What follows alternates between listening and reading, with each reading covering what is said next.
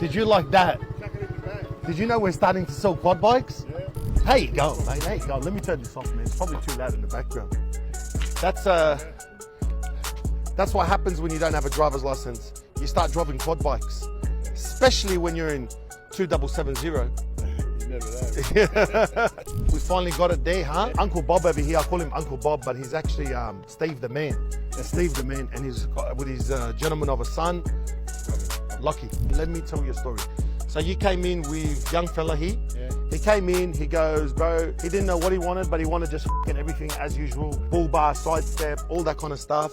But he bought a brand new Ford Raptor, which we do have a bull bar. So I already had a bull bar, I already had the whole f***ing caboodle, didn't it? Yeah, man. Did you do the wheel? I think you done the wheels and tires. I had that done. No, it's done like that.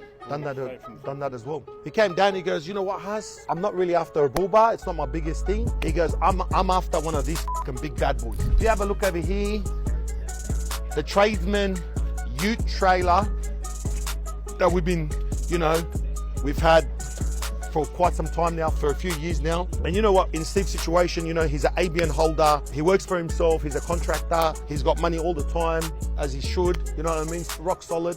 And what he said, he goes, look, Huss, I want to do finance. I said to him, bro, that's no problem at all whatsoever, because not only we got ZipPay, and ZipPay won't do this, but not only we got Hum, it's probably a little bit of Hum's reach as well, we've got Aussie 4x4 finance. That means we've got in-house finance. And Steve, no word of a lie. And the camera, I'm a straight shooty, say it straight away how it is. You know what I mean? I filled out the document for you. I got old like Joe to give you a call. How quick did I get you approved? 24 hours, man. 24 hours, guys. 24 hours.